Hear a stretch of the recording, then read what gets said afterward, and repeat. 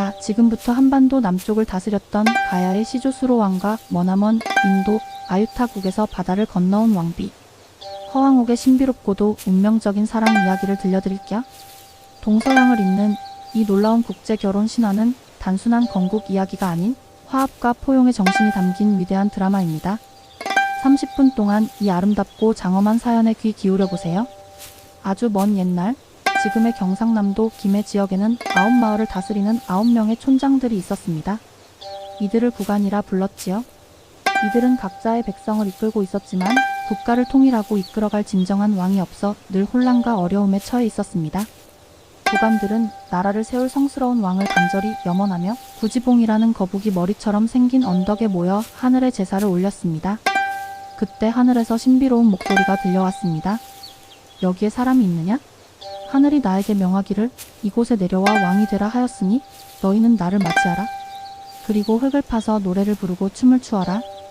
구간들은 이 목소리가 하늘에 계심을 깨닫고 목소리가 시키는 대로 노래를 부르며 춤을 추기 시작했습니다.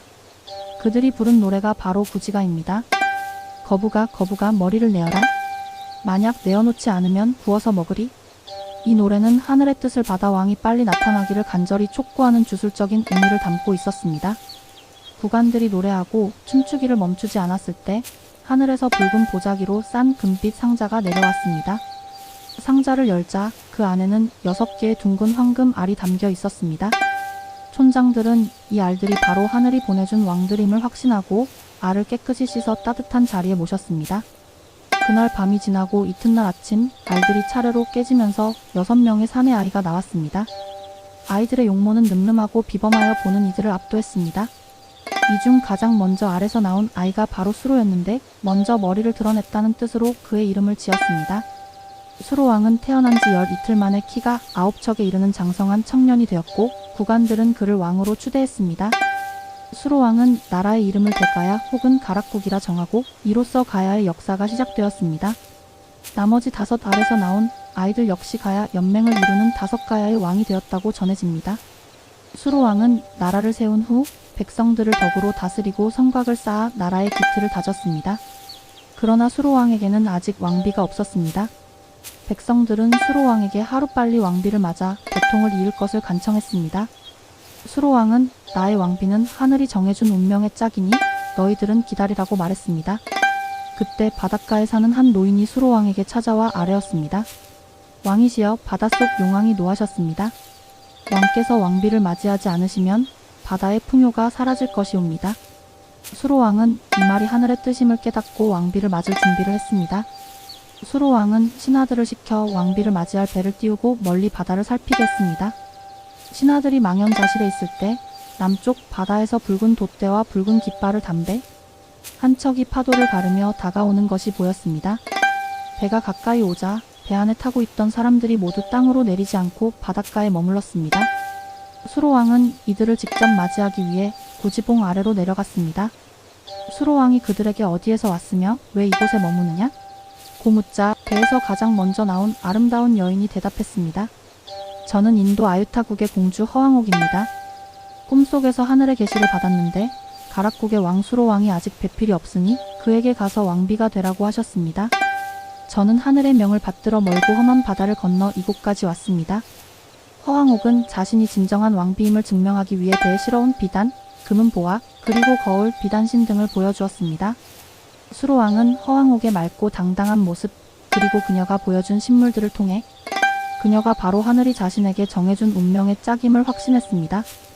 허왕옥이 멀리 인도에서 바다를 건너올 수 있었던 것은 그녀의 용감한 결단 때문이었습니다. 그녀는 고향을 떠날 때 부모님께 간절히 말씀드렸습니다. 저는 하늘이 정해준 운명을 따라가야 합니다. 험난한 바다를 건너 새로운 나라의 왕비가 되겠습니다.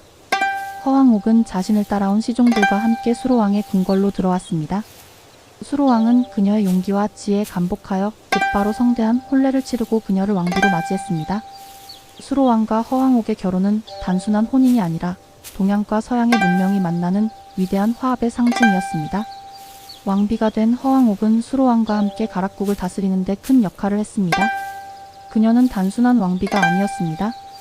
그녀가 인도에서 가져온 선진적인 문화와 기술은 가야 문명을 한 단계 발전시키는 데 크게 기여했습니다. 허황옥은 인도에서 가져온 비단과 직물 기술을 가야에 전파하여 가야의 복식 문화를 풍요롭게 했습니다. 또한 그녀가 가져온 쌍어문, 물고기 2마리 문양은 가야와 김해, 김씨 가문의 상징이 되었으며 이는 먼 나라와의 교류를 증명하는 중요한 문화적 흔적이 되었습니다. 특히 허황옥은 자신의 어머니 나라와 가야의 평화를 기원하며 파사석탑을 세웠습니다. 이 탑은 먼 바다를 건너온 석재로 만들어져 두 나라의 교류와 허황옥의 굳건한 신앙심을 상징합니다. 수로왕과 허황옥은 부부로서 깊은 사랑과 신뢰를 바탕으로 가락국을 다스렸습니다.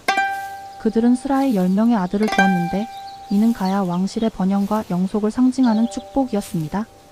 수로왕은 10명의 아들 중 첫째 아들에게는 자신의 성을 물려주어 왕위를 잇게 했고 나머지 7 아들에게는 허황옥의 성을 따르게 했습니다.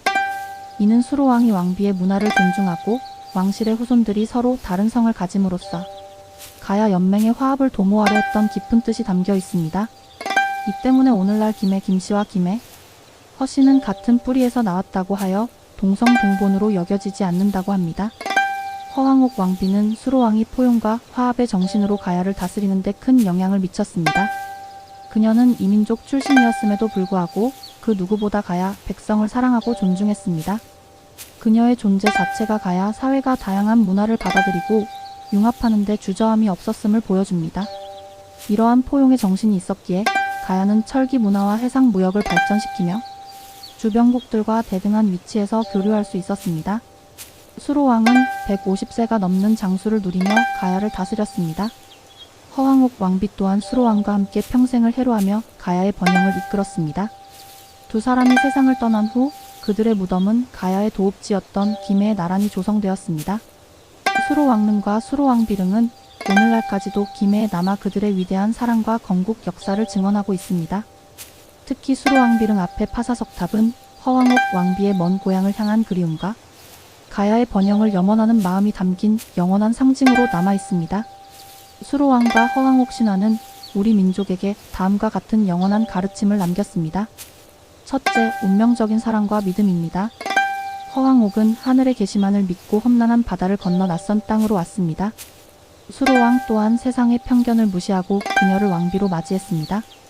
이는 운명을 개척하는 용기와 상대에 대한 굳건한 믿음이 얼마나 중요한지를 보여줍니다. 둘째, 포용과 세계화의 정신입니다. 이 신화는 우리 민족 역사상 가장 오래된 국제결혼의 기록입니다. 수로왕은 이민족 출신의 여인을 왕비로 맞고 그녀의 문화를 존중했으며 심지어 아들에게 그녀의 성까지 물려주었습니다. 이는 다양한 문화를 포용하고 융합하는 것이 곧 나라의 힘이 된다는 위대한 교훈을 줍니다. 셋째, 하늘의 뜻을 받드는 겸손입니다. 수로왕의 탄생은 국왕들의 간절한 염원과 구지가를 통해 이루어졌습니다. 이는 왕권이 백성들의 염원과 하늘의 뜻을 받아야만 정당성을 얻을 수 있음을 가르쳐 줍니다.